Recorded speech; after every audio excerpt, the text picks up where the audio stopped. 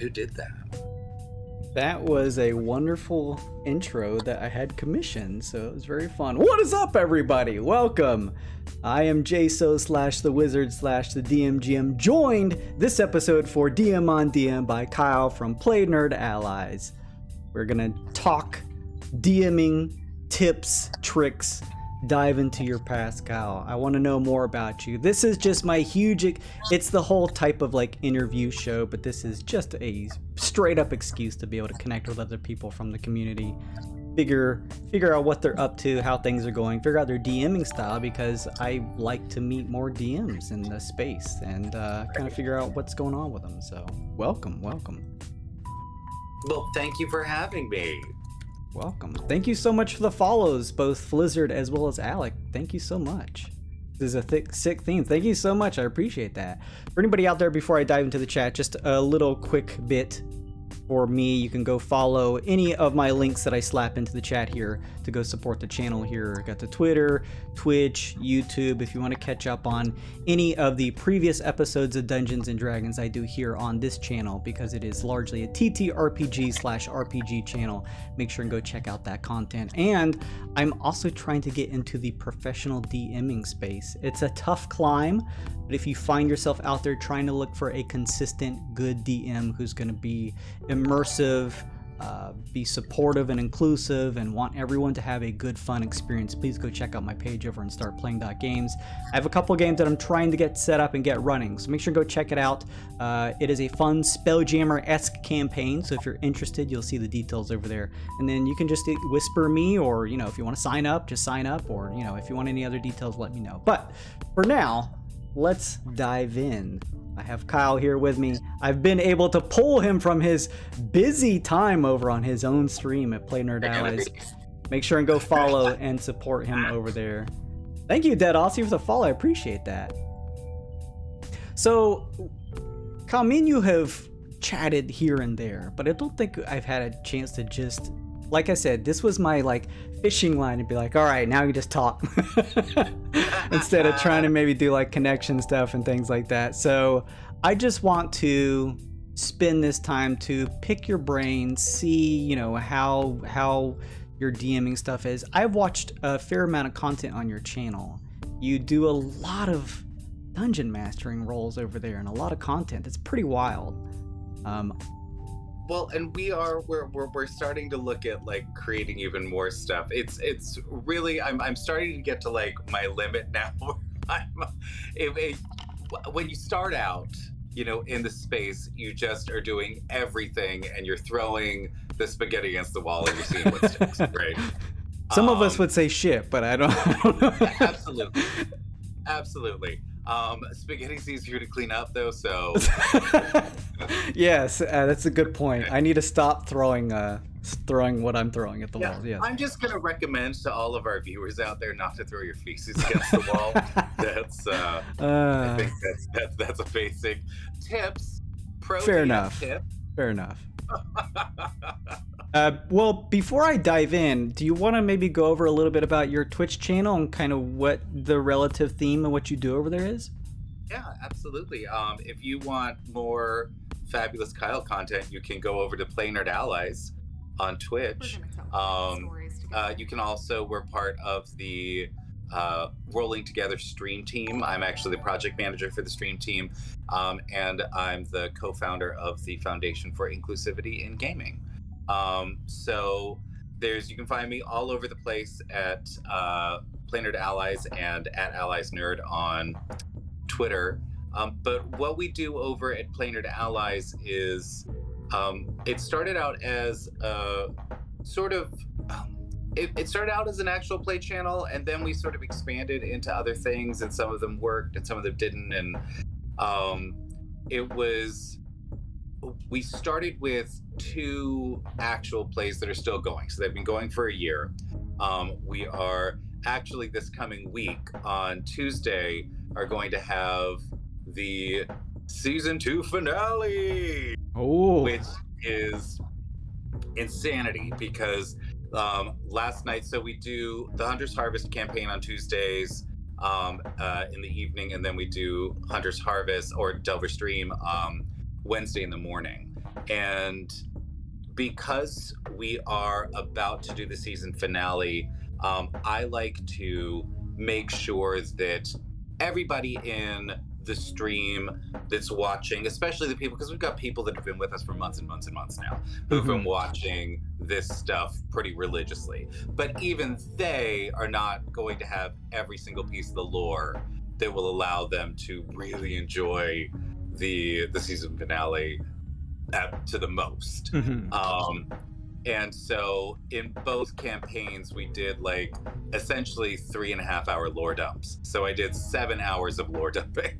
Oh, over man. the last 2 days. Wow. But I tried to create a situation where it was fun, both for the players and the audience. So in one of them, it was, they've gotten to like the castle of the big bad.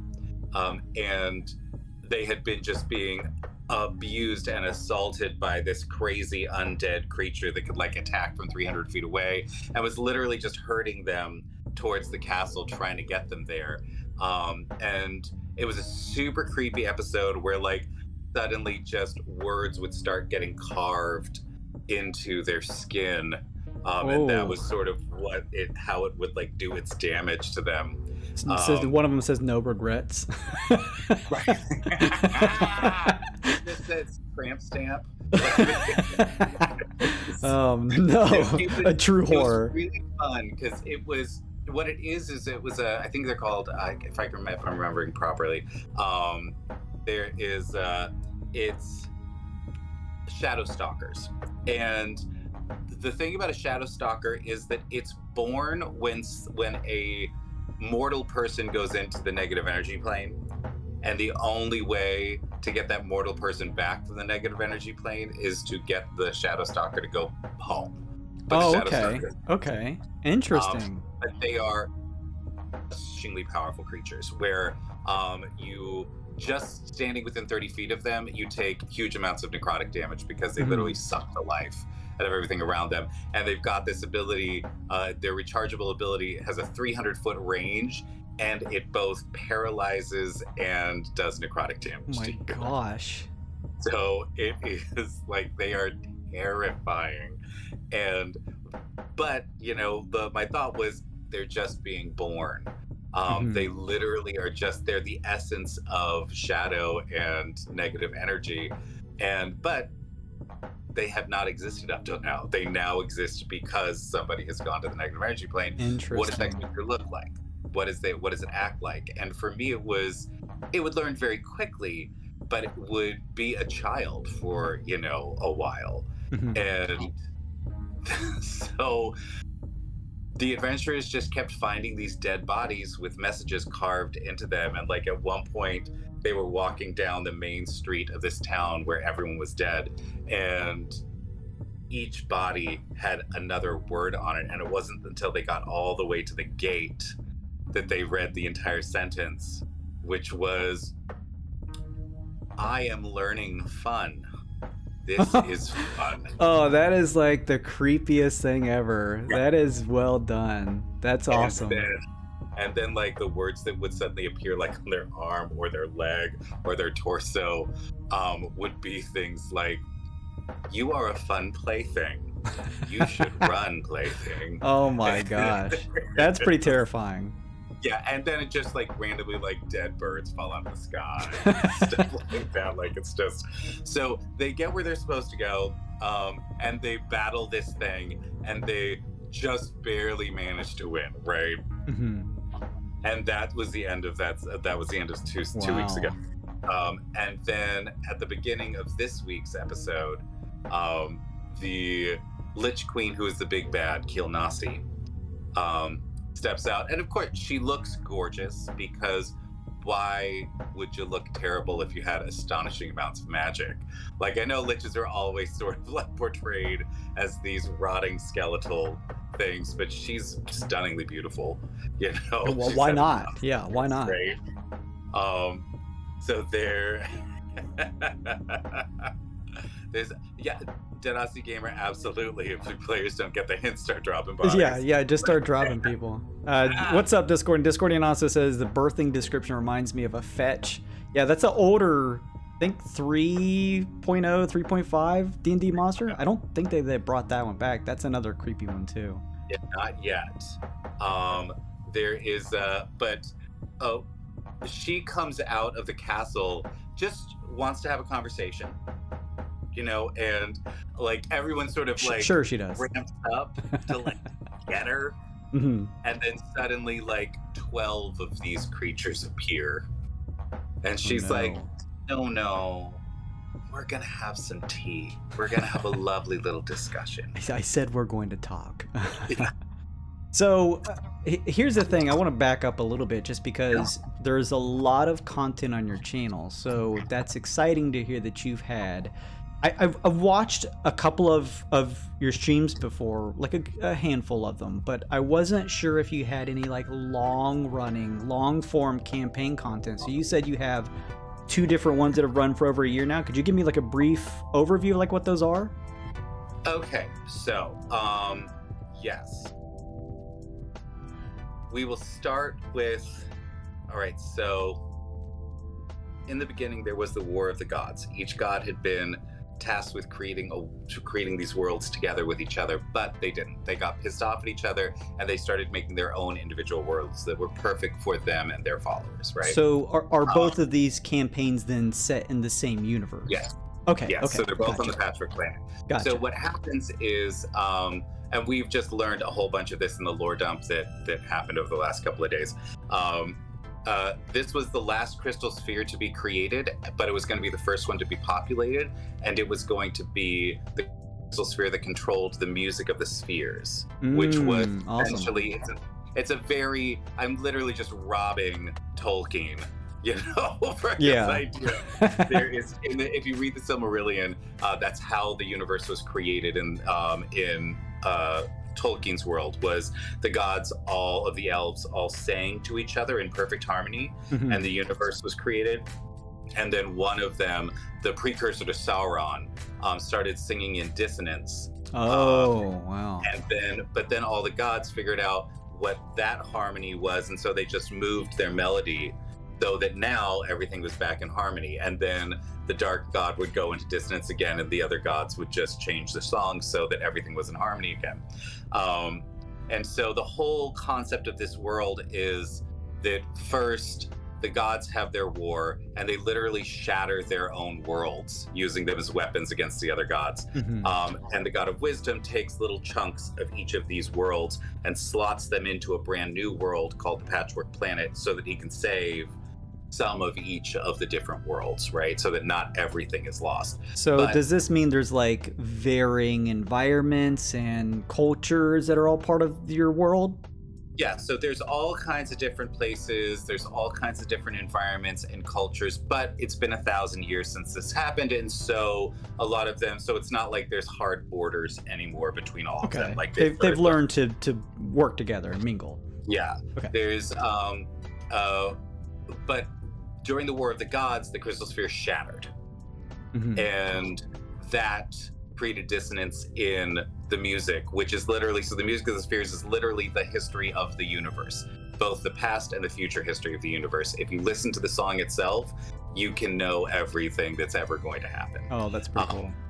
But if a mortal attempts to do that, then they will just go crazy. So it's just too much. So that's sort of where it starts. Then our campaign started about 1,000 years after that. There's a whole bunch of stuff that had happened. And it started out very simply. You got hired by some people who were leading a city in the world, and to go clear out this mine so that they could start utilizing the mine again. It had been closed for 200 years, and now they wanted to start mining again, so go in, clear it out. And, very simple task. In episode 1, they open the doors to the mine, which are like these 100-foot tall adamantine doors that are gorgeously carved with like the face of a dwarven king. And as they open it, they see all of these dretches and these lemures fighting each other in the mine, and they realize, oh shit, the blood war. has in fact spilled onto the mortal plane. Oh no. And they go through this whole thing and they clear out the mine. They meet all of these people. They see that the mine is huge and it's like it took 400 years for it to be constructed, and it's incredibly magical and incredibly powerful, and there's all kinds of stuff. And there used to be this interplanar marketplace downstairs that they've since started like filling up with different creatures from around the multiverse. And then like a huge temple complex, and then the actual seat of power for the dwarf that had lived there. And as they were going through, they started, like creating friendships with some very powerful people and some of the gods themselves. And then in season 1 finale, they're battling Glacia with the help of one of Sune's angels, as everyone else is trying to take down this pit fiend named Gorax that was a friend of the guy that you're working for at one point, and it's just Gorax. That's a nice name. And then all of a sudden Lolth shows up, and this is one of my favorite moments from season 1.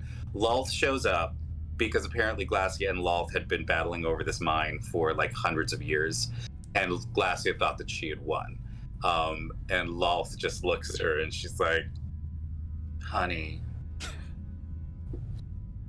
you might be a princess, but I'm a fucking goddess.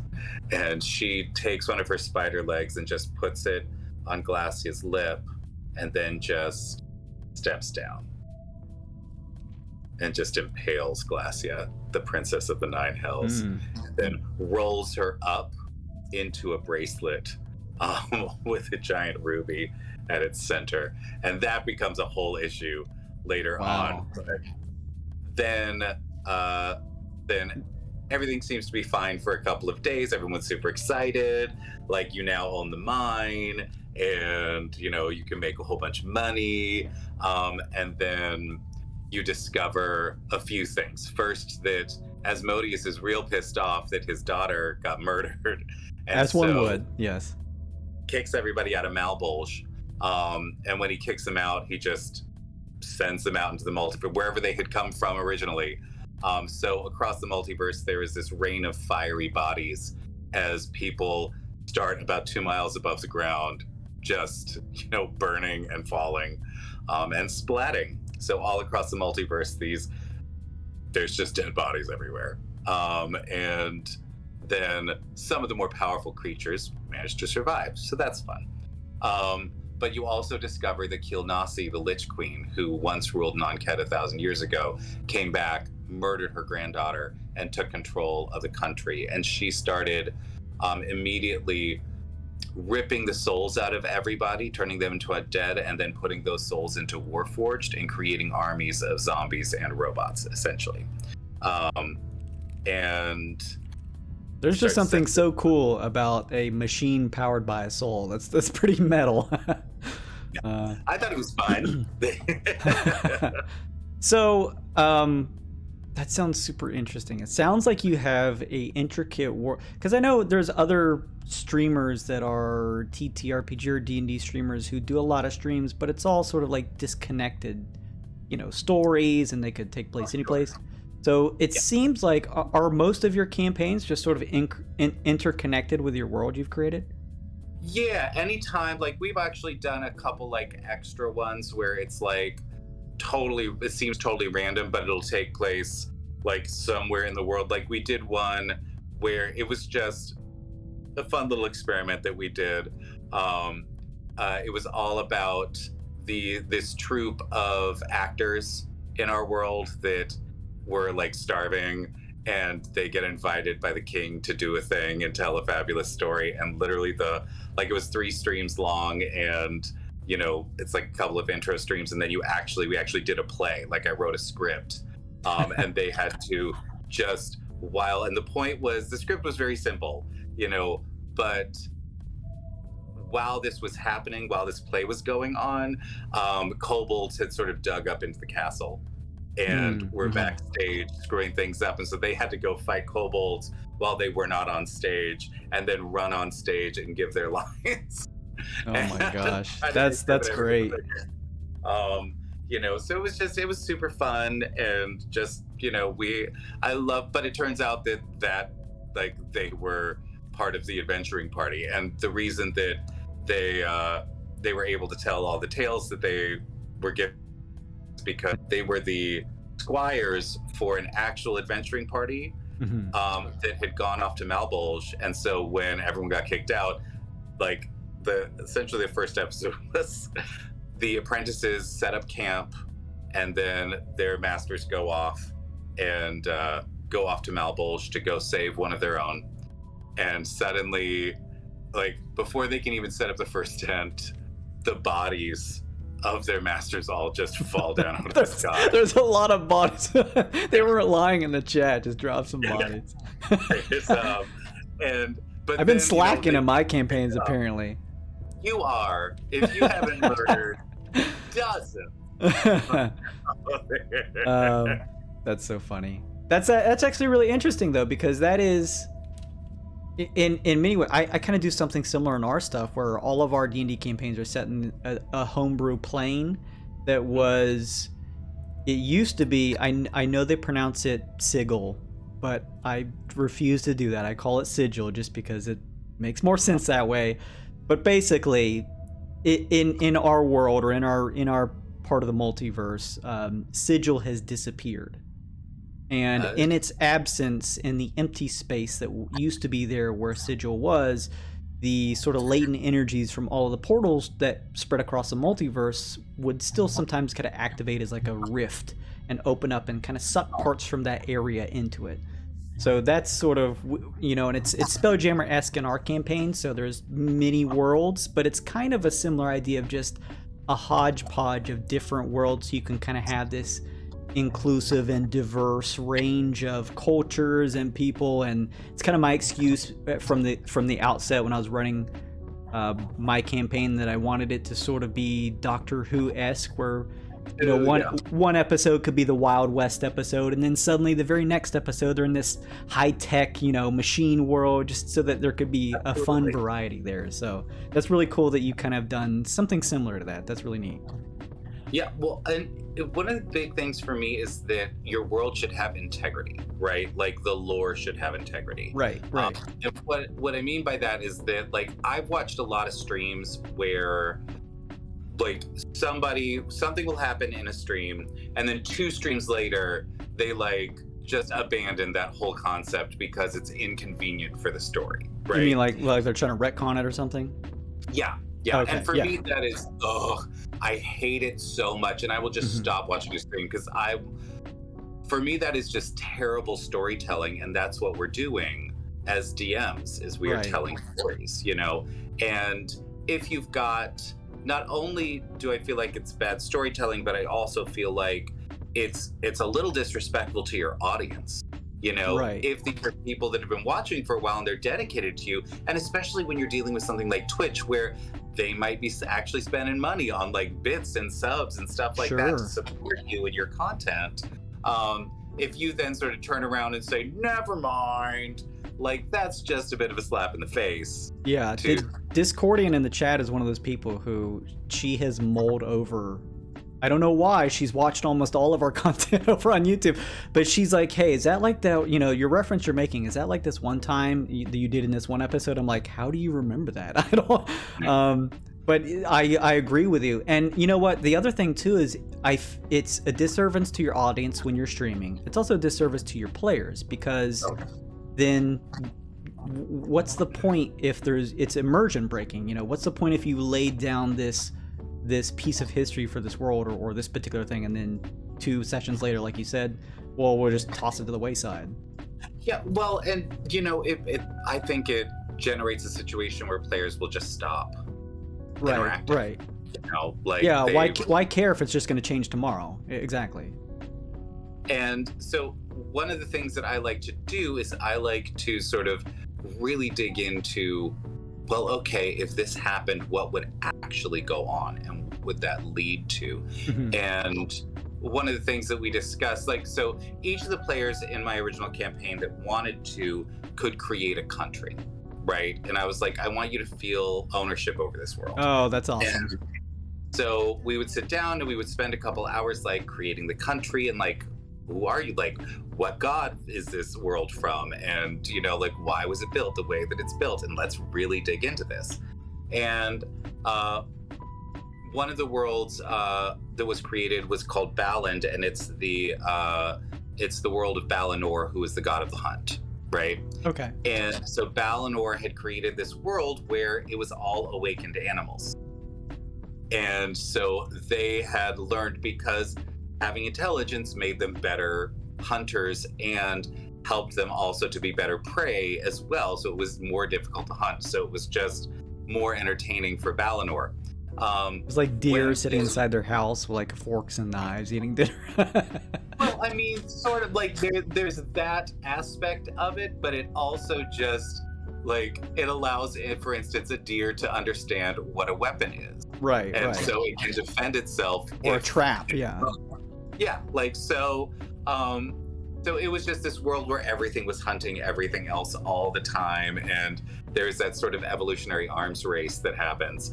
And when all the worlds were torn apart and they were slotted together, none of the other worlds had awakened animals. They did not know it could exist. So when suddenly there's a whole country where there's all this game, it looks like the other countries just started murdering them because they thought that they were food, you know? And it turned the awakened animals into a race of warriors, all of them. Like there's mandatory military service, like you have to know how to defend your homeland. And instead of being spread out in the plains, there was now the entire city is, do you know Minas Tirith from Lord of the Rings? The giant white city that's just built on years? Yes. That's what Valencia looks like. It's all on one mountain, and each different tier has two kinds of animals that work together. And as you go up, all have like different specialties and all that kind of stuff, you know. And the way that this country makes its money is because they are now so good at fighting, because they had to be to survive. They are now the mercenaries for the entire continent, and everybody hires them to like protect the trade routes and protect the borders and stuff like that. But it was one of those things, like, what would happen if suddenly a whole country of animals shows up and nobody realizes they can talk? You know, yeah, that's actually really interesting. Yeah, that's really cool. It's that kind of world building that I really enjoy. And the beauty about you running several different, I've been kind of doing the same thing in a way that we originally were doing like our main campaign, which was called Weird and Wild, and then it was my first time, which I want to kind of dive into this with you as well, you know, how long you've been DMing, stuff like that. But the first time I ever tried to be a DM for D&D, I didn't want to stream it because I was like, I'm gonna be terrible. Let me just not do it. Oh, so, sure. Well, it's a whole secondary set of skills that you have to have. You know? Yeah. It really, and so I used to be a theater critic, and one of the things that you learn when you're seeing shows literally daily, you know, like 5 days a week, you are in a theater watching a show. You realize very quickly that about 70% of all theater, and this goes for what I've seen sort of across the board in art in general, is like 70% of it fucking terrible. Like, it's just awful. It's not worth seeing. Like, you should not waste your time or your money. You should not encourage these people. And then about 25% of it is fine, you know. And when I say fine, I mean, like, you know, a movie that you're not going to go see in the theater, but if it shows up on Netflix and there's nothing else on, then you'll watch it and it's fine. Yeah, checks all the boxes, but it's not extraordinary in any way. Yeah, that's what I almost find is it seems to be a large portion of content out there that you're just like, that was an okay movie. It was fine. It's fine. And then you have like about 4% of it that's like good, where you're like, oh, there is something really interesting here. This is really neat. And then there's like 1% of it that's like, oh damn, my life has changed. That's incredible, you know. And that same ratio absolutely applies to the TTRPG scene. Like 70% of it is just hot garbage. And and it's not, and please let me be clear, like, I'm not saying that the people producing it are bad people. You're really staring at me right now. I feel like we need to have a talk. Okay. Oh shit. You can. There's it's just that they either like don't know what they're doing yet, and that's a big part of it. Is that, like, if you're just figuring out how to do this, your stuff's gonna be hot garbage. Like, it's not. Oh, I can show you earlier streams from 3 or so years back. It's gross. Our first like 2 months of streams are terrible. If you look back all the way back on the YouTube, terrible.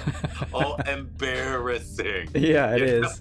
Yeah, when I go look back at my own stuff, I'm like, God, the cringe. Oh yeah, like, just and the thing is that conceptually it's interesting. Like, the world is sort of interesting, but it's not fleshed out. And none of us really knew what we were doing with the streaming thing. And so it was, and that's normally what 70% of it is just people who have not yet figured out how to do what they want to do with it. Don't have the experience, don't have the training, don't have the education.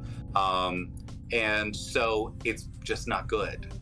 You know. Well, that's what was important about taking that first season, I guess, if you will, and figuring out, because I had an idea of what I wanted the campaign to be in my head, but I also thought it was important to see what the expectations of what the players want the campaign to be, because I have always of the mind, no matter what you want your campaign to be, tailor it to your players, because they're ultimately the ones who want to have fun.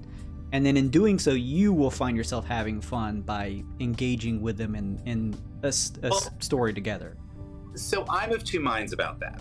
If you have a rotating cast, you know, or if it's like, if you're being like a pro DM, absolutely it should be all about your players. You want to make sure that your players have fun.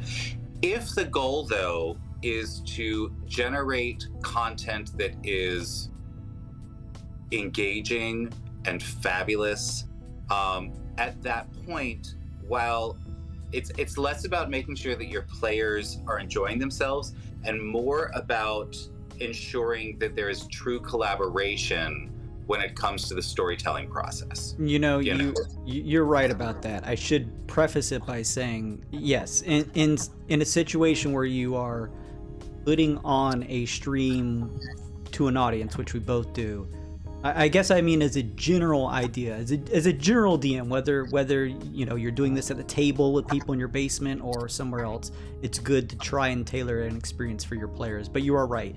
In a stream setting, you want there to be, your players could be having fun just, you know, exploring a corner of a desert area, and that's not going to make for good content for people watching, I guess. Well, I've got to say, it can. Really, yes, you're right.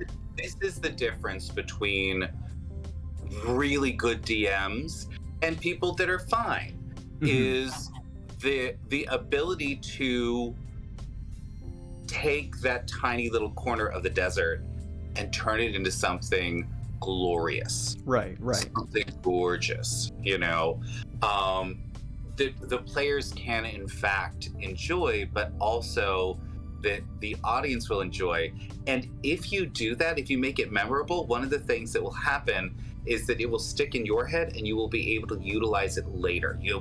And that is something that is incredibly rewarding to people that follow you long term, is when you call back to something that doesn't seem at the time like it's going to be super important, but only the people that have been with you for a while are actually going to get the reference and see why it's so that's important. Been super fulfilling, because so I spent the first season feeling things out, seeing how my players the good thing about my players is I play basically with my friends. These aren't kind of people I've necessarily met online. These are old friends of mine who not only are good players, but do that thing that we're talking about, Kyle, where they want to craft their own story, but they also give me a certain amount of responsibility to say, hey, lead us and make this cinematic and interesting, and we're okay if you put some rails up to keep the things on track to be engaging. And that's the beauty of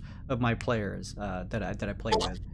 And I think that's sort of the perfect combo. That is the perfect relationship between the DM and the players, when the players trust the DM and the DM trusts the players.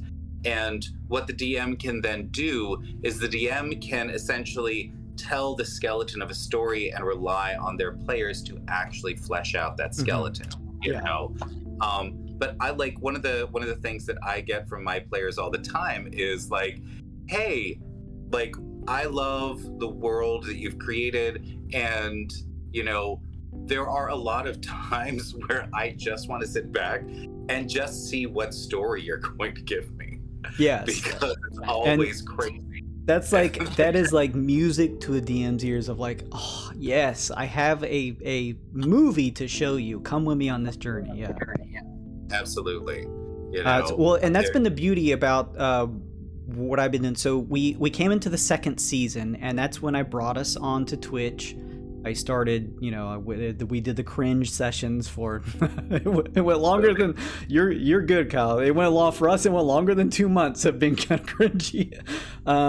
But it finally got to a place. We finished that season after several sessions. We went for like 103 sessions, and we wrapped up that season. And I have in mind sort of a final season.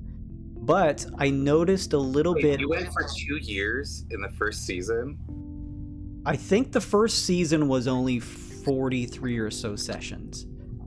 The second season when we came onto Twitch was 103 sessions. So probably around there, probably around 2 years. Yeah. I noticed at the end of that season that my player, I sensed a little bit of, what do you want to say? A little burnout on the current characters they're playing, because that's a long time to play a campaign. So, and you know, at the same time, we did this thing where the group were these group of characters who were sort of planet hopping and going from world to world. And in my sort of homebrew world, we have these 4 big factions of this consortium group that's sort of, there's a commerce and trade faction, a agriculture and sort of spiritual and physical healing, you know, so 4 different big ones. And they've all interacted with them to some degree, but they've largely focused on their own story. And I thought, what would be fun is, kind of like we were talking about, I want to flesh my world out and think about what would really happen in these pockets of this space.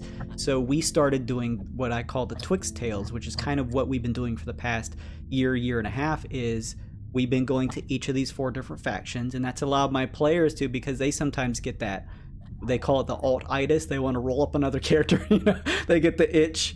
Absolutely. So we can spend sort of these 103 sessions as long. So now we can kind of spend 20 to 25 sessions for a campaign in this specific pocket, this area of the world, flesh it out. And in between those, as we go, we're going into our last one now, this upcoming one. I'm in between D&D campaigns right now, because I know a lot of people run sort of either try to have one every week or do stuff like you're doing, which is props to you, an insane amount of content on your channel. I'm very envious of how you're able to get that much out there. For my stuff, I'm always like, I want to make it, I want the production values to try and be as good as it can be. So I try to work with like commission artists, and I want it to try and look very good. So I do take sort of a month or 2 in between my stuff. But we're going to move on to our last sort of Twix Tale, this last faction of the world, and explore some of that story.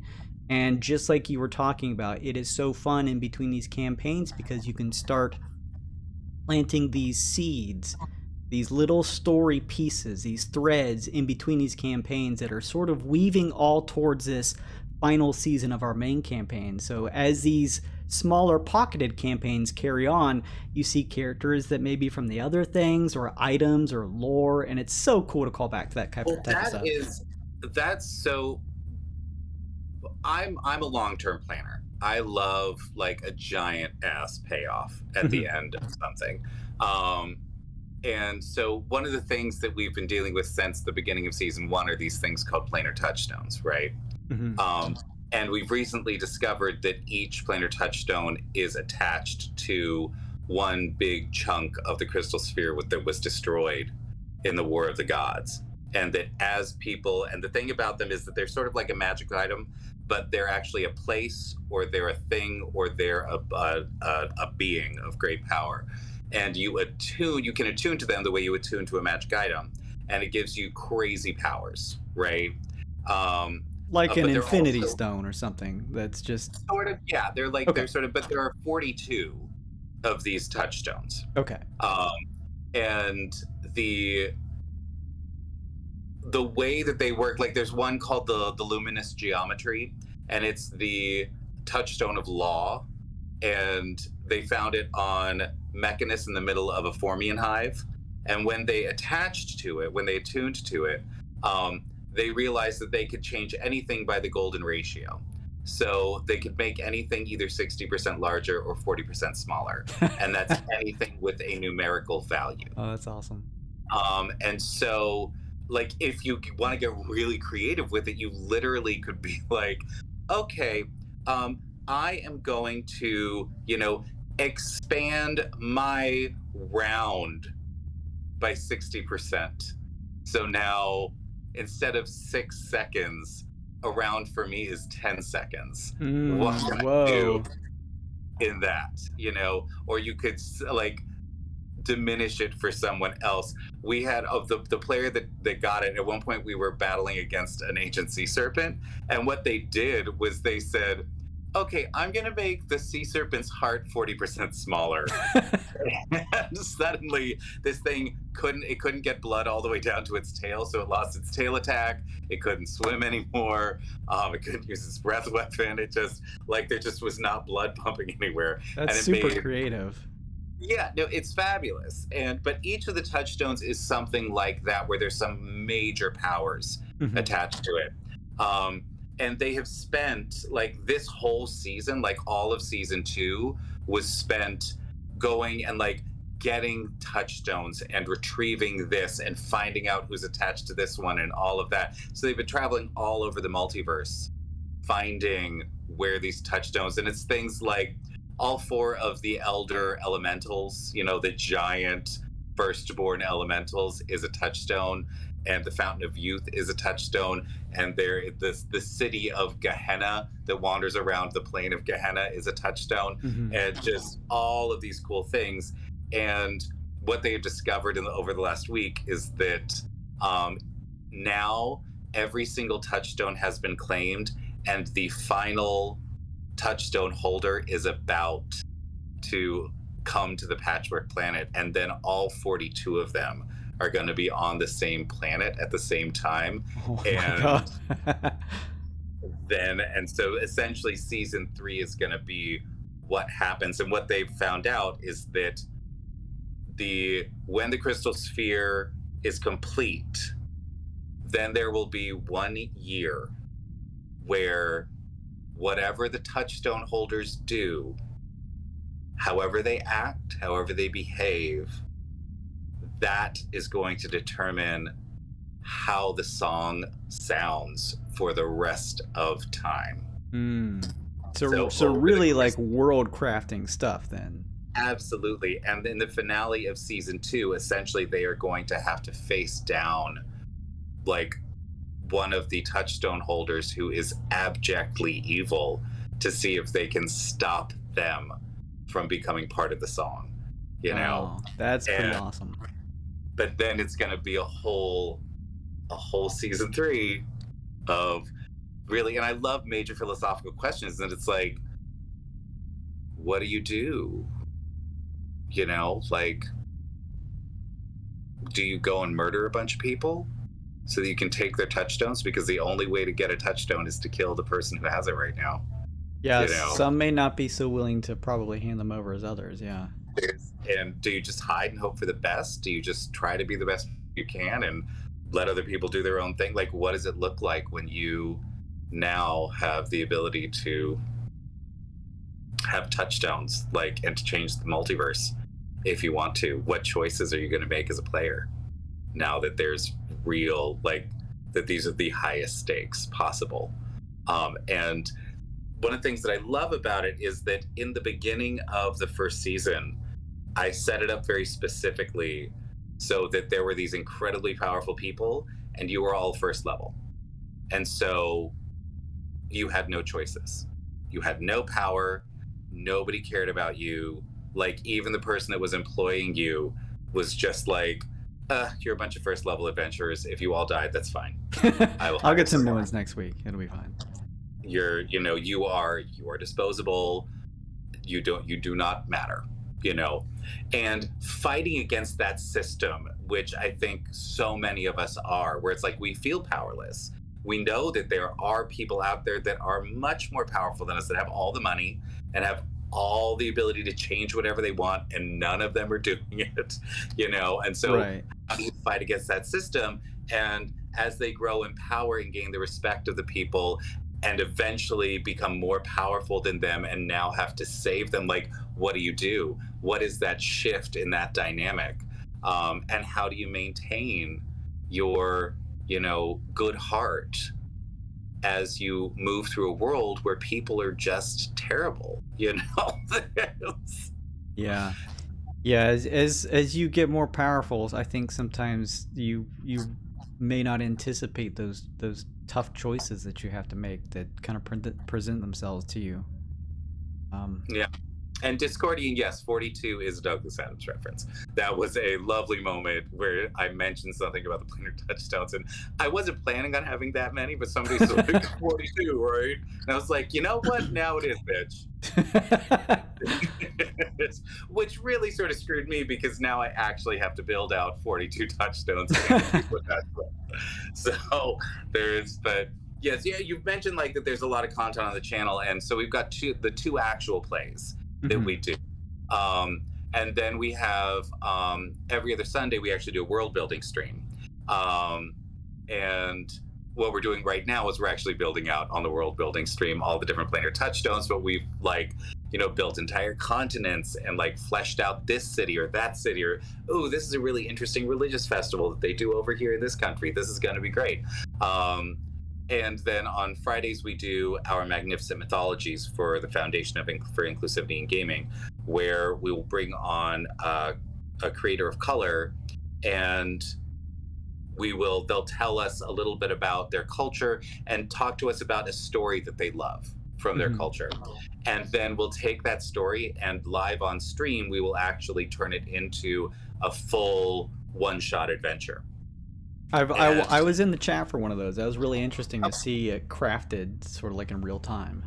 Well, and the thing is that I love about it is that we then hire an artist. The foundation hires an artist and a layout artist, and we actually turn it into a fully fleshed like item that you can put up for sale and then hand it back to the creator, because this is one of the ways that we're hoping to try to decolonize the space for TTRPG games. So that's a good transition. Do you want to maybe speak about the Fig and the website? I think I can post the website in here. Here we go.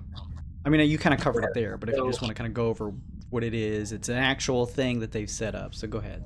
So what it is it is a foundation dedicated to decolonizing the TTRPG space.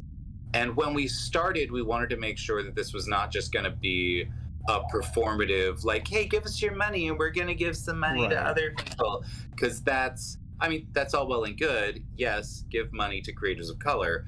But I think it's much more impactful if you are just being intelligent and thoughtful about it. So we started with Magnificent Mythologies for a couple of reasons. One, we knew that we could do monthly fundraisers and raise enough to mostly cover the cost of these books, which would allow us to then generate an actual a digital book. If they want to make it physical, they absolutely can. That'd be awesome. But a digital book for a creator who might not necessarily have any publishing credits under their belt. And if they don't, then this makes them a published author, which then gives them a little more power in the scene. And that's how you decolonize. You give people who have been marginalized power in a space, and you allow them to wield that power without telling them how to do it. And that's one of the biggest issues, is figuring out how to take yourself out of the process so that you can just create space for someone else. And it's a big issue when it comes to like sponsors and things like that, because there are a lot of sponsors that want to be able to say, we sponsor a bunch of people of color, or we sponsor a bunch of queer people. But then they'll be like, okay, maybe if you don't talk about this, or maybe if you could tone down this, and maybe if you could, and that's just colonizing a stream. That's just you coming in and saying, if you want my money, you have to change. That's when it starts to come off as performative. Just trying to get that attention. So for us, it's really important that like every dollar that we put in turns into like $10 worth of effect, because that's how you actually make real change in an environment. And so the things that happen when you create something like Magnificent Mythologies is, first, it increases the social cachet of the people that then have these books out, right? But it also creates something that they can sell on their own and make money, or that we can help sell for them so that they can make money. We also give them 100% ownership of it, so they can do whatever the hell they want with it, which is delightful. But it also then introduces them to a whole community of other people that are doing the same thing, and they can all promote each other, generating more community and moving everything forward even more. And at the same time, each time a book is published, it absolutely promotes the Foundation for Inclusivity in Gaming, which then can utilize those promotions to then expand its reach and help more people. So it's, one of the, there's a deal that we're working on right now with Insight, which is a Fortune 500 tech company, where we're trying to partner with them to get laptops to people of color and queer people that need them, because instead of giving them, some straight up cash, what we can do is, because first of all, most people don't want to give, like when you're dealing with larger companies, they don't actually want to donate money. They want to donate stuff, because then it costs them less, but they could write off the full amount on their tab.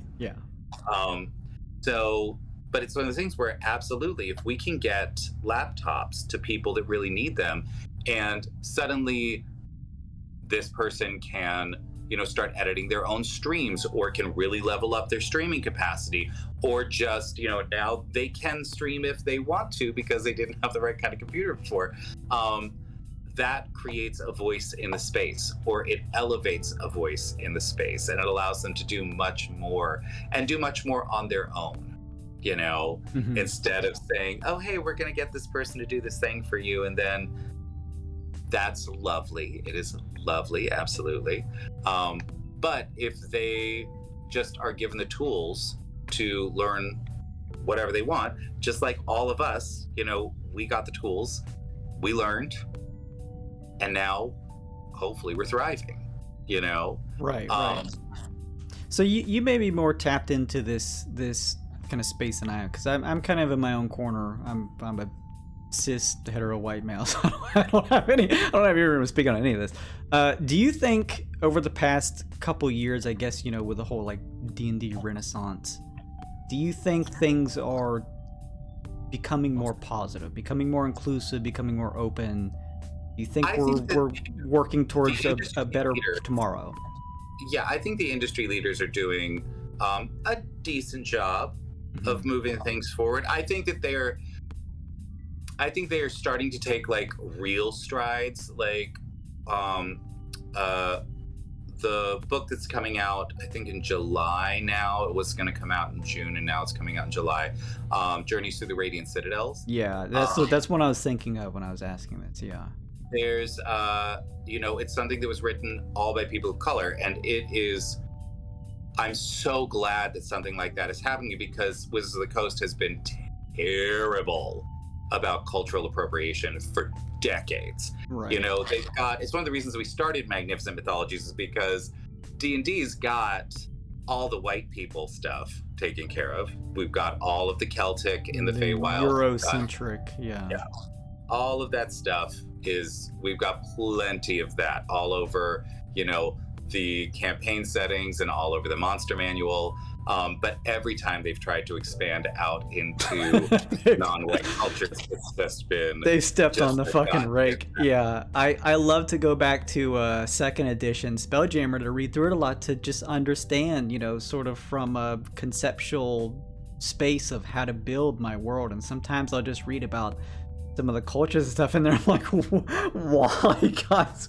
Why have you done this? It's amazing how just straight up racist. Yeah, the representations in the past has been not great. It's been truly brutal, and I've had a lot of conversations about that recently. But it is, I think that they are taking strides now, and I think they're starting to do it correctly, because for a while what they were doing was very performative in that they would hire a person of color and then hand whatever was written to a white editor. Right, yeah. Have a whole bunch of white hands touch it afterwards. Yeah, and so you would lose the heart and soul of it. And with this one, I think they kept it in, and that's one of the things that we try to do with Magnificent Mythologies as well, is to really keep the heart of the culture. And one of the big issues is that Disney and the major studios have locked the majority of the world into this concept of the 3-act structure, which I love. Absolutely. It's great for storytelling. It goes back to our earlier conversation. It's fine. Yeah, it's fine. But it has, one of the things that it has created is a situation where there always has to be a big bad. Right. In the third act, there always has to be a monster that you have to defeat. And one of the things that we do there is most cultures in the world, it was not about beating the monster. Stories were here to help inform you about the world, and not everything is a big monster. So there is, in a lot of Eastern storytelling, it's the monster is you and your preconceptions. Sure. The monster is your greed or your desire that you have to, escape. There's when you deal with we've done a couple of African stories that are full of the Orisha, and they are very much about solving a problem instead of battling a monster. Mm-hmm. How do you fix this thing or that thing?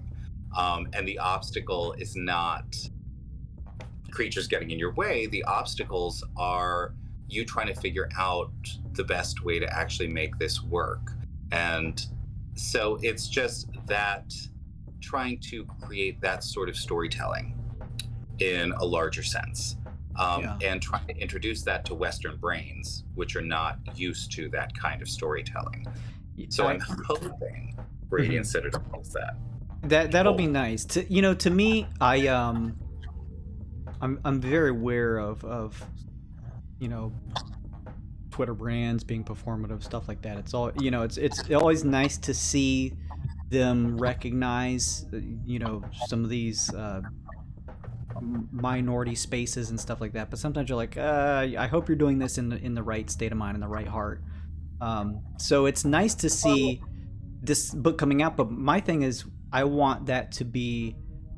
I'm always of the mind, and this is just for me specifically, but I think celebrating the diversity is fantastic, but I want it to be, and I had this conversation with Discordian stuff too, because Discordian is a little bit of that themselves, but my whole thing is I want it to be a normal, Radiant Citadel I think is going to be a great first step. I want it to be a normal thing though. I want there should probably be, let's just get not just hire someone of color and then just sort of okay, well, you're done with that anyways, but let's have a diverse full range cast if we're going to create these stories. That way you can get these types of stories. Well, sure, but there is, baby steps, and this is how you Right. start it. You're right. You're right. I'm just hoping. Yes, I'm hoping that first step is taken, and then there's more steps after. That'd be lovely. And it's what sucks is that the baby steps have to be taken because still 90% of all the wealth on the planet is in the hands of old white men. Like it's just a fundamental truth about economics and the economy. The vast majority of CEOs are old white men. Right. And if the CEO of the company loses their mind because things change too fast, then the company falls, or they try to take it down, like some craziness will go on. And it is, in those situations, it is important that there is this swell of support for the change so that you can get it through their skull that this is fine. Yeah. Well, I see it in two different spaces. I see that perspective there, but I also see it, and I think this is sort of, it's one of those things where it's that terrible self-fulfilling prophecy where, maybe these companies with these large pockets will say, well, demographics, our player base is largely this, so we don't know if we want to dive into that space. It may not be profitable, but at the same time, all you've told is those Eurocentric stories, and as we've said, when they tried to step somewhere else, it hasn't been great because they haven't brought in those people who understand those spaces and those cultures and that history, and so they never want to take that step, but they'll never know if they do. So it's sort of like this terrible thing of like, well, we've only created Eurocentric stories, but we don't know if it's going to appeal to anybody else, so we're never going to try it. Well, you guys have to try it to see if you can bring those people in. It's the thing with for decades, they said, well, you can't have a female lead in a movie because nobody will come to watch it. It's like, no, you can, and last time I checked, half the people on the planet were females. There's an audience here. Well, and it's the issue too is that it is the dismissiveness with which people get treated, and it's just one of those things where it's like, so if you have a woman in a leading role in a good movie, people will come and see it. Sure. Just like if you have a man in a leading role in a good movie, people will come and see it. And if you have a woman in a leading role in a terrible movie that is poorly written, and for me, like the perfect example is Wonder Woman and then Wonder Woman 1984. Oh no. Where it's like Wonder Woman was this gorgeous, incredibly well thought out film that was beautifully directed and acted, and the special effects were great, and the story was amazing, and so it had a woman in the lead, and it made a shitload of money. And that is fucking delightful. Yes, please. And then they made a garbage fire of a movie. I did not see it, but I heard it was pretty terrible. Don't. And it makes me so sad because it's the first time that I ever saw Kristen Wiig in like a really solid role. And I'm like, what are you doing? She can actually act. Yeah. That's unfortunate. Why would you do this? So, it's a matter of just recognizing the fact that people are equal, and not that one is better than the other, but people are equal, and that now that goes into the discussion of equity and how we have been robbing, as white people, we've been absolutely robbing people for hundreds and hundreds of years. And that needs to be dealt with, but I don't know that we are in fact going to deal with that on this stream today. I hate to tell you, Kyle, I don't think we're going to get anywhere on this stream. There's not a solution. Those may be a little more broad. We don't have like $7 trillion to do reparations. That's no. This Cordian says glances in the direction of the British Museum. Absolutely. Yeah. Well, I think for me, looking at it, I think things have changed for the positive. I think absolutely you have the beauty of the internet, the beauty of social media. The voices out there can connect on these platforms, and they can be vocal about saying, I like this, and I'm not the person that's typically represented in this, but I would love to see that representation in here. And guess what? You'd make money off of it. It'd be profitable, but you have to do it and do it correctly. So I think there are, as you said, I think the proper steps are being made, and that is great to see. So I'm hopeful. I'm hopeful that things will get better as it goes forward. But I think you setting up Fig is a wonderful way to put the spotlight on these creators that have these beautiful ideas, and you take that and you translate that into something that they can take and have that space to show off to people, to bring in others who may see it and find that interesting. Well, now we're starting to expand too. So we're about to launch our second initiative, which is called Alakazam's Dungeon Directories. And what it is... That's a great name. Oh, yeah, no, I love Alec. There is... So Alakazam is one of the most prolific pro DMs in the space. He does between 12 and 15 pro games a week. Wow. Yeah, it's insane. But we wanted to expand that, and he's got this formula now where like people stay at his tables for like a year plus, you know, and he's doing all of those games, so he's doing something right. And we wanted to take Alec, that if you got any extra tips, I mean, I'm open. Right?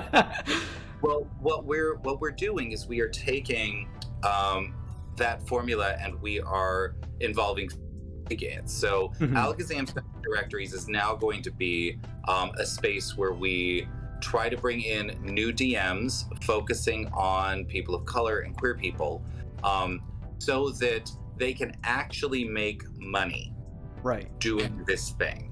And they're partnered with Fig for a couple of reasons. One is that we have access to people who are interested in this and would fit that demographic. Secondly, it absolutely fulfills Fig's mission statement, because in our situation, the people that have the social cachet, the people that have the power in the ttrpg world are the DMs. You know, they are the people that the players look up to. They are the people that are influential in the space. Absolutely, there are plenty of players that are absolutely fabulous and very influential, but the DMs kind of hold the keys. There's an authority structure there. And putting more people of color and more queer people in the position of being a DM will just automatically give them more power in the situation, which again will help decolonize the space. And that's good too, to have them running games, because then again, I've never experienced any of this myself, so I don't have any platform to even talk about this, but I think it's a positive thing in the sense that it is good because I've seen so many horror stories of, LGBT or people who are minority who have tried to join these games and had terrible experiences because they had a Obia DM, who is either made off-color comments or just terrible experiences. So having someone who is in control of that narrative, who's the DM, who's able to maybe find like-minded people like themselves who aren't usually represented in that space in a safe, inclusive environment, that sounds pretty great. Yeah, and we're doing right now the Indiegogo, the pre-launch page just went up, so you can go sign up to be alerted. Oh, where's that? Hang on. Is that on the Fig site itself? Is it on the Fig site? It just went live, so I'm not sure that we have put it up on the Fig site yet. But you can definitely go check out our Twitter, and there's a whole bunch of stuff about it over there. And there is... One of the things that we are doing is we're partnering with people like Coyote and Crow, Connie Chang. We are partnering with John Johnson from the Public Theater to do stretch goals where we're actually going to bring people in to do cultural sensitivity for our DMs so that they can run games for everyone. And setting up, so there will be stretch goals also that are going to be setting up scholarship programs for different minorities. So like Coyote and Crow, we're going to set up a scholarship program for Indigenous people so that they don't have to pay for their seat, but the DM still gets paid for their time, which is the big things. We want to make sure that we're not asking anybody to give up, their income in order to allow for other people to show up. So yeah, that's fantastic. There's a whole bunch of really cool stuff, and that's going to go live on July 5th. So I'm really excited to see just how well that goes. I think it's going to be delightful. That sounds pretty awesome. Yeah. Well, shit. I wanted to dive into your hit. So let me try and do this. We've had so much fun just kind of covering the gamut. You said you were a theater critic. Did you transition from that into playing D&D, or have you played? How long have you been in the DM space? So it's weird. I started when I was in high school, many years ago, and we started with AD&D. And then I sort of left it for quite some time and came back during in 3.5, where I was just a player. And spent a couple years doing that, and then left it again as things got crazy busy, and then came back to DM about, like, I want to say, what are we in? We're in June now, so like a year and a month, a year and 2 months ago. Okay. And that was... So did you DM back during when you were playing 2E?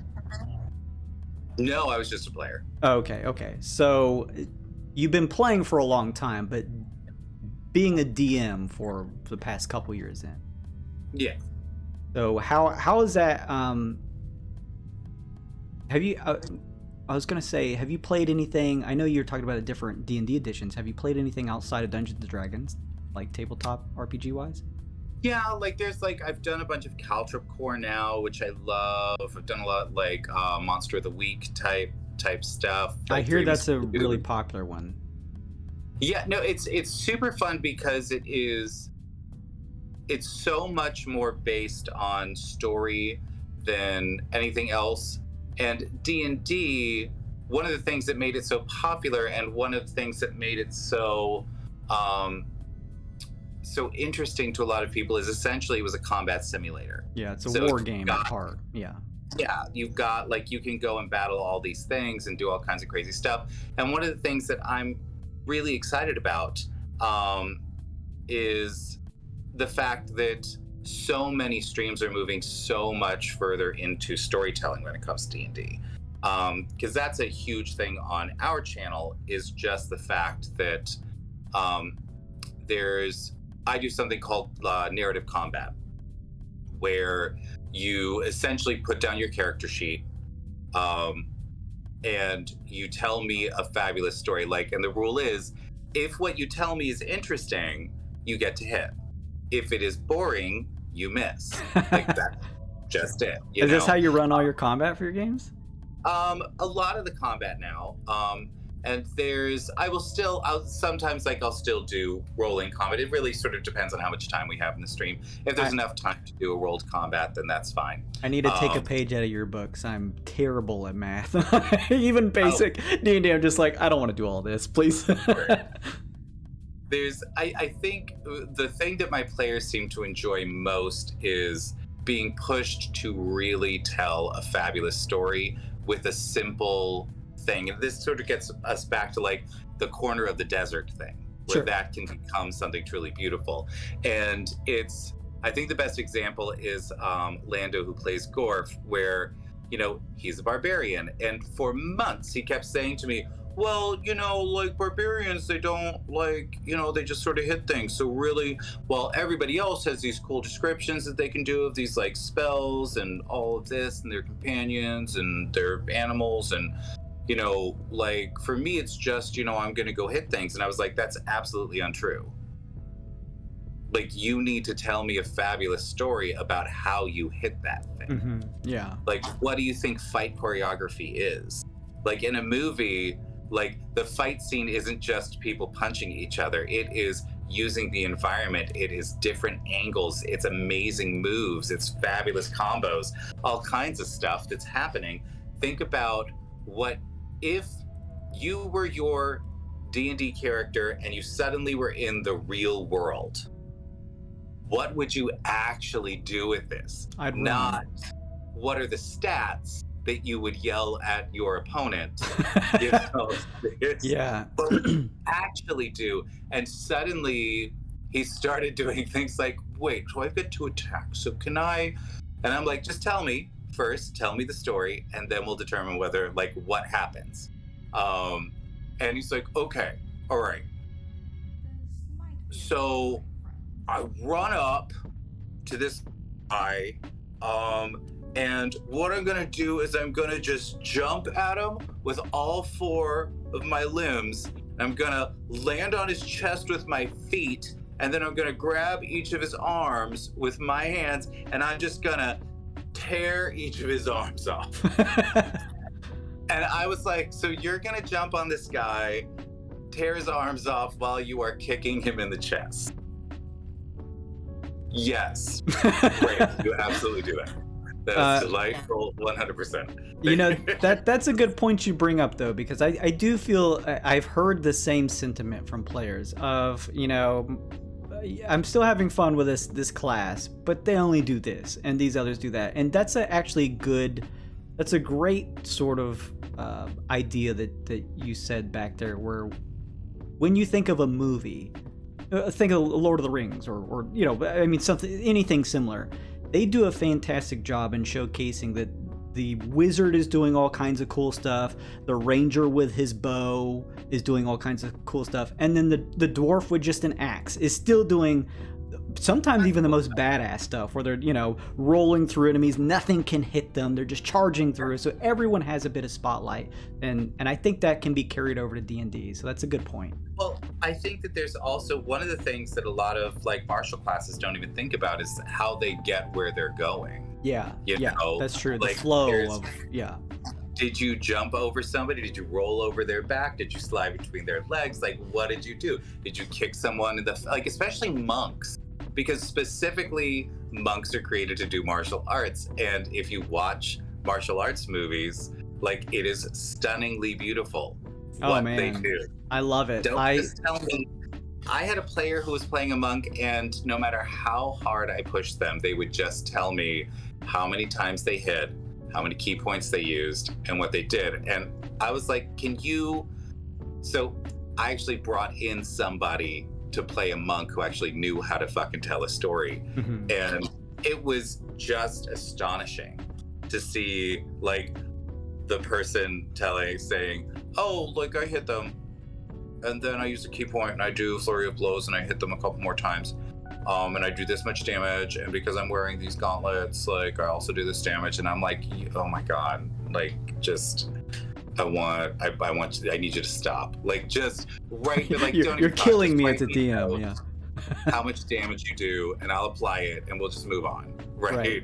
Yeah, I feel the same way. I've always tried to do. I haven't taken that narrative spin you have, but I find myself, just from a DM perspective, saying, if it ever becomes just a numbers game where the players are asking if they hit and then telling me damage, that's not a game I want to play. So I am always... Any combat, I am always narrating what it looks like, what some of the characters' flow is like, what happened. If they miss, I don't just say they miss. I say the arrow bounces off your armor, or it hits, it just doesn't connect in a certain area. And sometimes I want to engage the players too, where I'll say, okay, what does that look like that you just did? How did you get over to that spot? And then that's the beauty of it, as you're saying, Kyle, where it breeds this creativity in their minds to say, oh, could I run across the wall to get over there? And it's like, yes, please. You're a monk. Yeah. You could float through the air practically. Yeah, I loved it. One of my favorite moments was I had a Rakshasa who was also a monk, and it was, you know, I was trying once again to sort of teach my monk how to actually narrate like around a combat. And so I just looked at her and I was like, you see a hooded figure. Its back is to you. It slowly turns its face to see you. All you see are lips curling into a brief smile, the rest of the face shadowed. You watch them begin to bend over backwards and realize they're not bending. They're doing a little backflip, and then another, and a handspring, and a handspring, faster and faster and faster coming at you, and before you can move, this thing leaps into the air, extending all 4 of its limbs, and you feel claws against all 4 of your necks. It lands, looks up at you, still shrouded in darkness, does yet another backflip, runs up the wall next to you, and disappears onto the roof. And I could have said, I use some of my movement to get to you. Yeah, I run up and use my key point, attack each of you once, hit all of you. Then I'm going to use the rest of my movement to go away and use my climb speed to get up the wall. And that's, that's the difference between and a really cool scene is if everybody is giving that level of description. It's incredible. It is so entertaining. And one of the things that I'm experimenting with now is something that I call 10-second combat, partially because combat just takes so goddamn long. Oh man, you're telling me. Oh boy. I have had so many arguments with people who, I'm just gonna straight up say it, are idiots and have no idea what they're fucking talking about, who are like, I mean, a round of combat should only take like a couple minutes. I'm like, okay, you've never done D&D combat then. Right. Like, you have no idea what you are talking about. To this day, Kyle, 7-something plus years of running D&D now as a DM, I sit there and I say, we're going to have a combat in this session. I planned it out as a DM. I think it's going to take this long. And always it takes longer than that. It's crazy. I agree with you. There will never be, I've never gotten a combat down to, and this is like a 2-round combat. I've never been able to get like 2 rounds of combat down to less than like an hour. Yeah. Like, people don't realize how long they take, especially when they're just staring at their character sheet trying to figure out what to do, all this stuff. And again, I will have conversations with the DMs like, well, I make sure that my players are prepped. I was like, so do I. Yeah. They all know what they can do and what they should do, and then it still takes 5-6 minutes. It's more of the fault of the system of 5th edition more so than it is, because you're right, the players can be... Combat in 5th edition takes about a quarter of the time that it took at 3.5.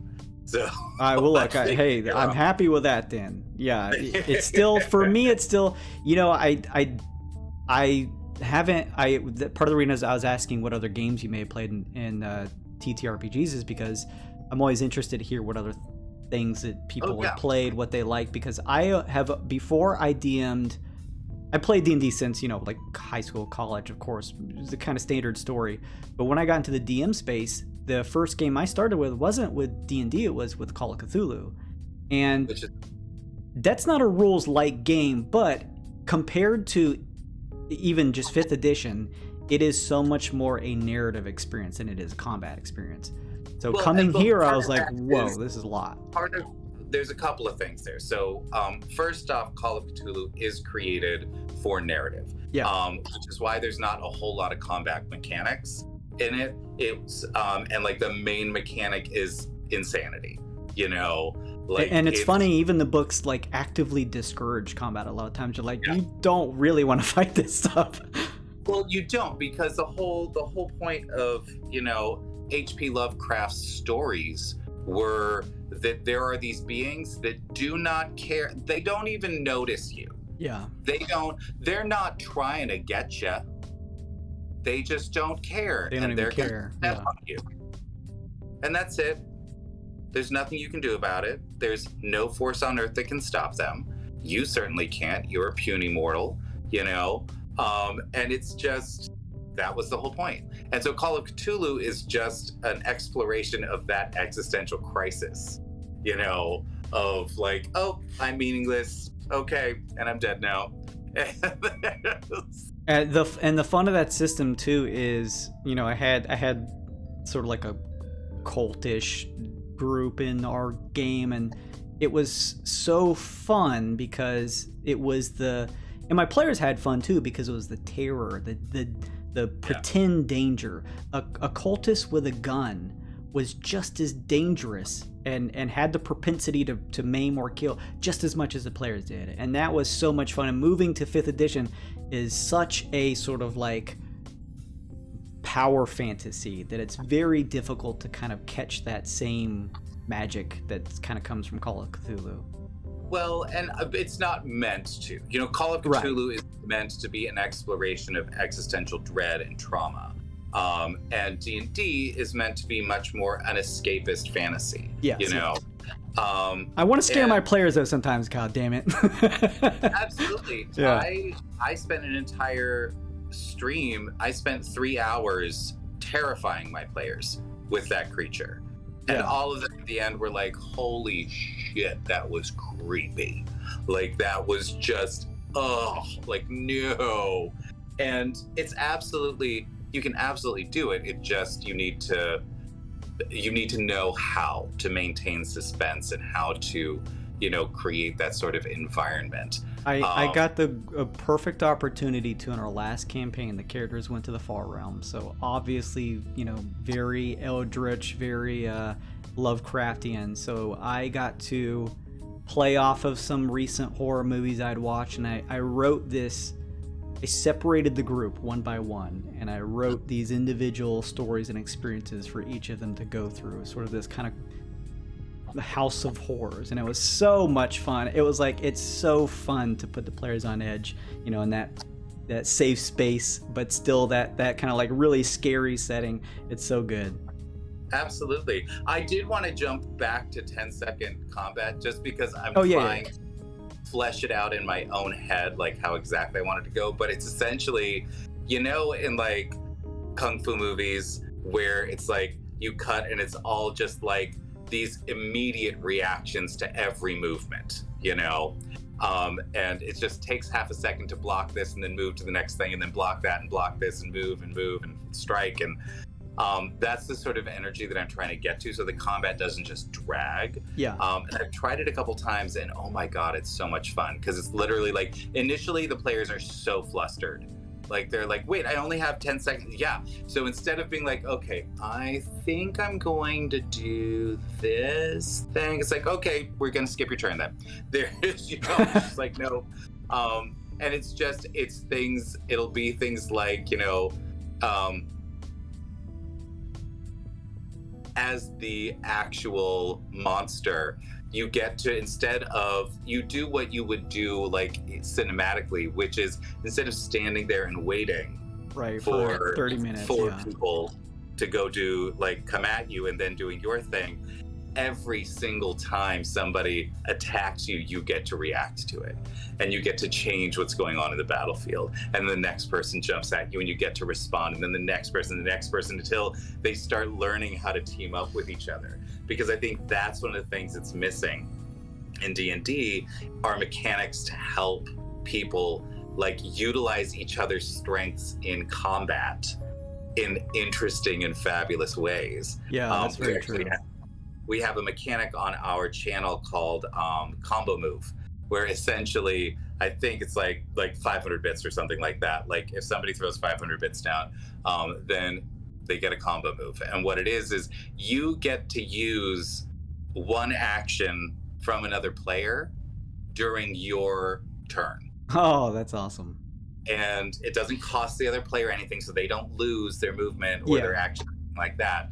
But you get super amazing things happening in the combat, and the stories just get so much better, and I absolutely adore it. I love that idea. You know, that reminds me of again, another one I want to play, but Vampire the Masquerade's combat, where they do that thing where they say they don't go one by one, because it doesn't even if you really think about it, it doesn't even make sense. Time would be flowing the same for everyone. So I love a VTM system where they just say, everyone tell me what you plan to do. And then I, as a DM, I'm going to take all of that information, and one scene is going to play out. We're not going to have one person take 10 minutes each. I've never played VTM, but I actually used to do that in 3.5. Like, when I would occasionally DM, like, it would happen very rarely, but like occasionally I would do it. And what I would do is I would make everybody, I would be like, you have 60 seconds, write down what you're going to do on an index card and hand all the index cards to me. You don't get to talk to your friends because there's only 6 seconds. You know, I was like, and when players would complain about that, I'd be like, okay, it's fine. I will give you literally 6 seconds to talk. Yeah. And then they would take the 6 seconds and they would get 2 words out and there would be no time for response. And I was like, that's 6 seconds. That's how much you can communicate with each other in 6 seconds.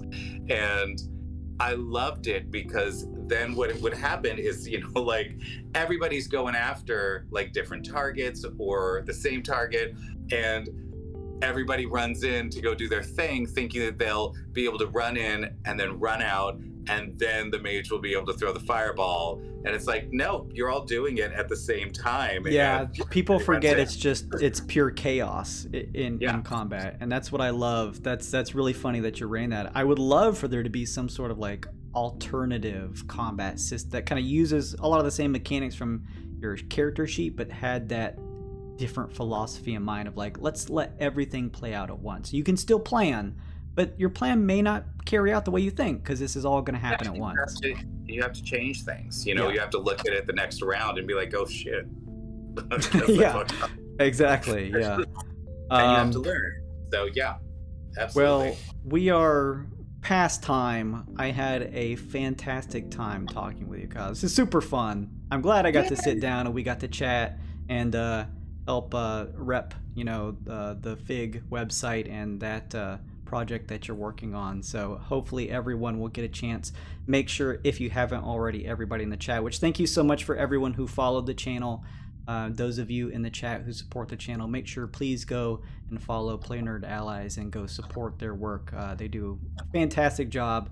I always see Kyle doing cool stuff on Twitter. I see the VODs, clips that you post and stuff like that. So I always love to kind of stop in and check out some of the stuff. I'm one of those people who's like, it's that weird space of like, I want to like consume the content, but I'm so much on the side that you probably find yourself on where you're a creator. So it's hard to like go in and invest in these other streams. So yeah, it's super difficult. But I will make time to, like, you know, I'm the stream team project manager, and so I will try at least once a week to go in to another stream, like member, and just say hi. And I'm like, I've got 5 minutes. Hello. I just wanted to be like, hey, I'm here. I see you. I support you. You're fabulous. Keep it going. Great. Bye. It's so funny. I'm the same way where I'm like, it's late. I just did, you know, I've been trying to do streaming for full time now for the past couple weeks. So it's like, I just stream kind of maybe similar to your, maybe not all D&D, but just, you know, like being on, you know, for 8 or so hours a day. And it's just like, hey, I just wanted to stop by. I'm going to lurk, but I'm probably going to pass out. So I just wanted to say, love your stream, want to support you, but I may not be around for long. Well, but it is a real boon to have lurkers because it does so much for your numbers. You know, I know people that are like, get the lurkers out of here. I was like, no, come on, come over here. Just, you know, like lurk, do something else, keep us on in the background.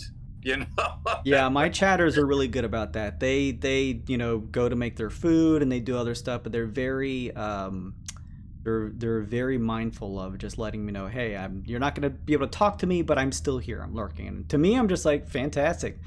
keeps the viewer count up. Hell yeah, just stick around. Absolutely. Come back at some point. And just sort of like one thing, just sort of one piece of advice that is the most important piece of advice if you're going to be a streamer is consistency is the #1 indicator of success. Mm-hmm. If you are just doing it at the same time each week or every other week, whatever schedule you set up, stick to that schedule and your audience will find you. The people that love your stuff are going to find you. You just have to keep doing it.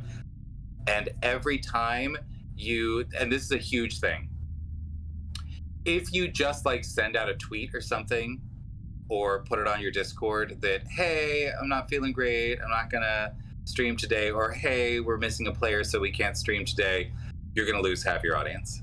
Mm-hmm. Just instantaneously. And every time you do it, you will lose half of it. And if you do it multiple times in a month, you're just gonna cut your audience to shreds, and they're just not going to come back, because why would they? Well, that's the thing. You're right. Even when you are consistent, it's an uphill journey in and of itself to go find.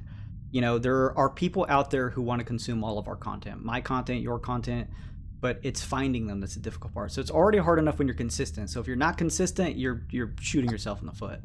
Oh yeah, and the thing is that what you can do is, if you have to cancel for some reason, do a rerun. Just have something up there. That's a good point. Channel, yeah, letting people know that you are here and you're gonna take care of them, that you're gonna have content up. I know a lot of people who just will just send out a message an hour before they're supposed to stream and be like, oh my, look, one of my players is sick. And I was like, one of my players was sick last week. You still stream. If you are a half decent DM, you can figure out a reason for the player not to be there that day. Yeah. I'm like, it's got to be like the apocalypse for me on D&D night, not to stream. I usually kind of run higher numbers in terms of group size than maybe a lot of streamers out there. I like I think last time we had 7 people, but I like to run that 5, 6 to maybe even 7. But I still do like a 2-person policy. If we have 2 out, that's when it feels like, all right, that's a lot of people that you're missing, and maybe we push it back. But then again, like I said, I have committed players, so I'm very lucky in that respect. So it's rarely the chance we have to miss. Several weeks ago, on one of our streams, we found out that we have 4 players total, and 2 of them are going to be gone, and we're like, oh well, shit, what are we going to do?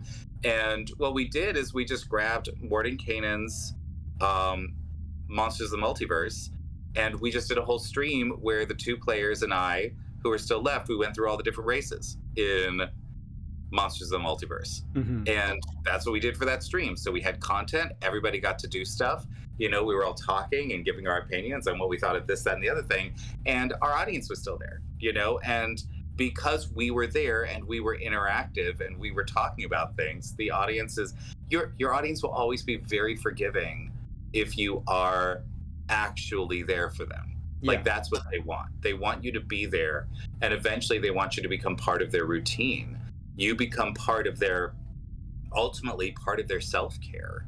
I've learned that lesson as being a streamer over the years, is that I used to have this mentality of feeling like if I'm on, I need to have a game or something that I'm playing.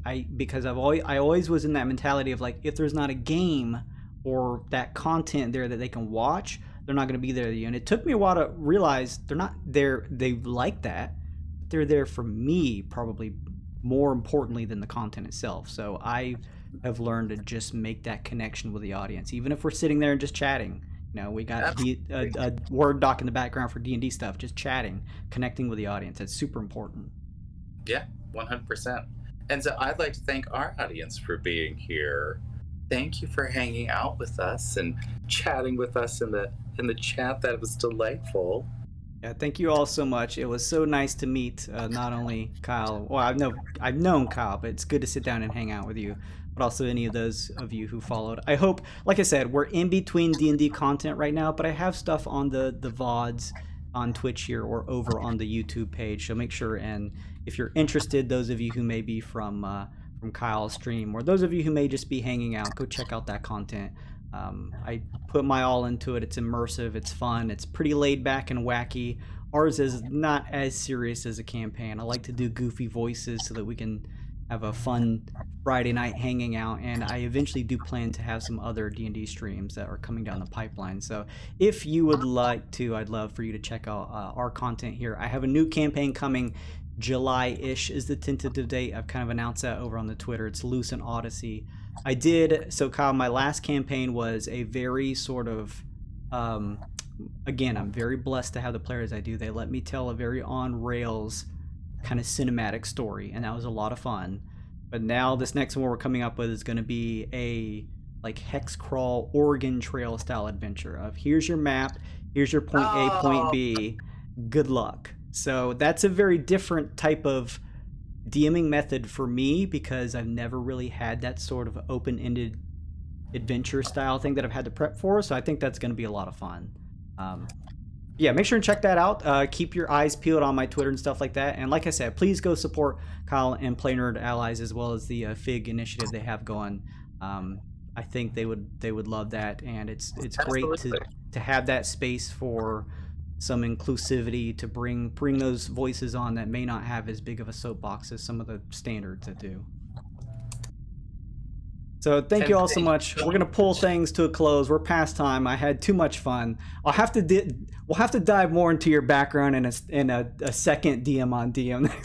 I had all this stuff punched out, and then we just started going, and I'm like, fuck it, let's just run with it. This is too much fun talking about his world and Patchwork Planet. I'm so interested in this. So I love hearing. This is the whole reason for me to do it, is to just see what's going on in your worlds, hear the because when I hear other people's creativity, it sort of breeds that in my own mind. So it's beautiful to hear that type of stuff. Go check out their content, and we're going to draw this stream to a close. Thank you, everyone, like I said, either through my stream or PlayNerdAllies, for hanging out with me. I really do appreciate it. I hope you all had fun with our conversations. I will be back next week for another DM on DM, so hopefully you will enjoy. If you want to hang out on the channel with me, I have my stream schedule over on Twitter as well as down below here on Twitch. But we're going to head out. Make sure and drink plenty of water. Stretch your legs occasionally. Stay happy, healthy, and safe, because I want to see you next stream so we can hang out and have some fun together. We're headed out. Good night, everyone. See you later. Bye.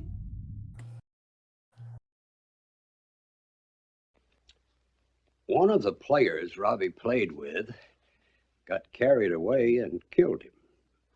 Well, that's kind of far out. Mazes and Monsters is a far-out game. Swords, poison, spells, battles, maiming, killing. Hey, it's all imagination. Is it?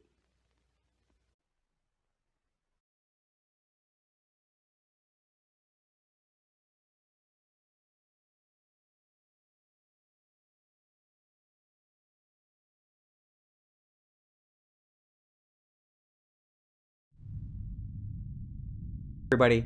I thought I was gonna end, but Kyle brought up a great point. This is a professionalism you can expect from the God Mode stream. I want to make sure to see if there is someone from Kyle's group that you may know, Kyle, that we could go send our audience to, so that we can keep the D&D train rolling here.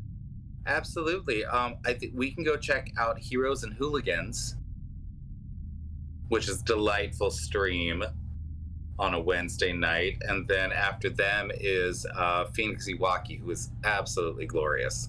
I 100% love John. He's just he's so amazing. All right, awesome. Yeah, let's send the folks over that way, because like I said, I do want to try and support other. I've been trying to be more mindful of ending the streams and sending folks over to other D&D families and groups as well. So. Well, it's definitely a huge part of getting to know people in the community. Like, people notice when you raid them. Yeah. Doesn't matter how many people you're coming in with, they notice that you're being supportive, and that's like one of the easiest ways to start building relationships with other people. And that's what I want to do. I love to hang out with people, but also that's one of the great ways to connect with others. I've made quite a few friends. I've had over a year-long friend with Moz, just rating her stream. She came to play with us in D&D. She hadn't really played a whole lot of D&D. She came to play. It was such a fun experience. So, yes, I'm going to send you all. We're not done just yet. Let me stick around if you want some more D&D content. I'm going to send you over to Heroes and Hooligans. They are live right now. So stick around. I want the D&D fun to keep going. Our talk show is done, but now you can go watch some actual live play D&D. So thank you so much, Kyle, for hanging out with me. I'm going to send everyone over to Heroes and Hooligans. Make sure to give them a follow. I actually did earlier today. So make sure and go give them some love. So yes, we're headed out now officially. Good night, everyone. Have a fantastic night, and go give some love to Heroes and Hooligans. Goodbye, everybody. What do you guys think happened? One of the players Robbie played with got carried away and killed him. Well, that's kind of far out. Mazes and Monsters is a far-out game. Swords, poison, spells, battles, maiming, killing. Hey, it's all imagination. Is it?